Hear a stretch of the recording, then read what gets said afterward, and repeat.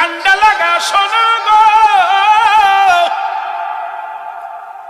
মরণের চিন্তা কাল্লার ওলি।